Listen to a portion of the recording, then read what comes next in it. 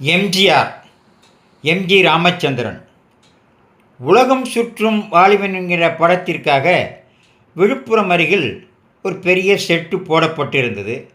ஷூட்டிங்கிற்காக எம்ஜிஆர் சென்னையிலிருந்து விழுப்புரம் நோக்கி சென்றார்.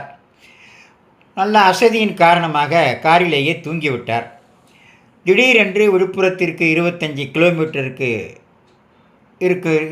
கிலோமீட்டர் இருக்கும் தூரத்தில் டயர் பஞ்சர் ஆகிவிட்டது. உடனே எம்ஜிஆர் விழித்துவிட்டு, எனக்கு பசியாக இருக்கிறது, ஏதாவது உணவகம் இருந்தால் ஏதாவது சாப்பிட வாங்கி வா என்று தன்னுடைய உதவியாளரிடம் சொன்னார். உதவியாளரும் இறங்கி சென்றார். அங்கே ஒரு கடை இருந்தது. அதில் ஒரு பாட்டி மட்டும் இருந்தார். அந்த பாட்டி வயதான பாட்டி பனங்கிழங்கு, வேர்க்கடலை, சீனி மிட்டாய் இது மட்டும் விற்று கொண்டிருந்தார்.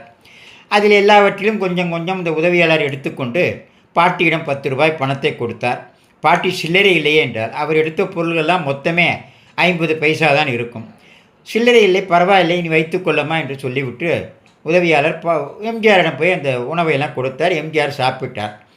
மறுநாள் சீக்கிரமாகவே ஷூட்டிங்கிற்கு சென்று அந்த பாட்டி கடை அருகே காரை நிப்பாட்டி போய் பனங்கிழங்கும் வேர்க்கடலையும் வாங்கி வா என்று உதவியாளரும் சொன்னார்.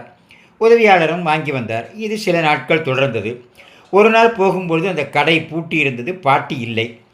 என்னவென்று விசாரித்ததில் பாட்டிக்கு உடல்நிலை சரியில்லை என்று சொல்லி உதவியாளர் எம்ஜிஆரிடம் சொன்னார். எம்ஜிஆர் உடனே அப்படியானால் அந்த பாட்டியை நான் பார்க்க வேண்டும் என்று இந்த பாட்டியை பார்ப்பதற்காக காரில் இருந்து அந்த குடிசைக்கு சென்றார். பாட்டி அங்கே எம்ஜிஆரை பார்த்ததும், ஐயா மகாராஜா, உன்னை நான் பார்க்கணுன்னு இருந்தையா, உன்னை கட்டி தடிவர் முத்தம் கொடுக்கட்டுமா என்று பாட்டி கேட்டார். எம்ஜிஆரும் ஓகே என்றார். உடனே எம்ஜிஆர் தன் சட்டை பையிலிருந்து ஒரு 500 ரூபாய் பணத்தை எடுத்து அந்த பாட்டியின் கையில் கொடுத்தார். பிறகு ஷூட்டிங் முடிந்து விட்டது. ஆனால் படம் ரிலீஸ் ஆகவில்லை.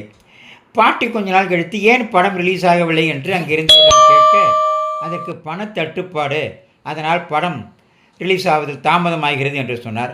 உடனே பாட்டி மெதுவாக புறப்பட்டு ராமாபுரம் தோட்டத்துக்கு சென்று எம்ஜிஆரை பார்த்து ஏன் படம் வெளிவரவில்லை என்று கேட்டார்.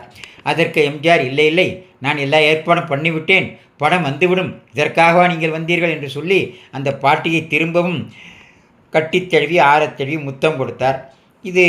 இதை பார்த்ததும் அந்த எம்ஜிஆருக்கு கண் கலங்கிவிட்டது.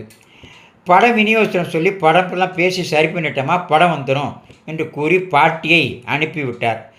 வயதான மூதாட்டி தன்னிடம் வேர்க்கடலையும் பனங்கிழங்கும் வாங்கிவிட்ட எம்ஜிஆரோட படம் வெளிவரவில்லை என்று வயதான காலத்தில் விழுப்புரத்திலிருந்து ராமாபுரம் வந்து தோட்டத்தில் எம்ஜிஆரை பார்த்து ஏன் படம் வெளிவரவில்லை என்று ஆதங்கத்தோடு கேட்டார்.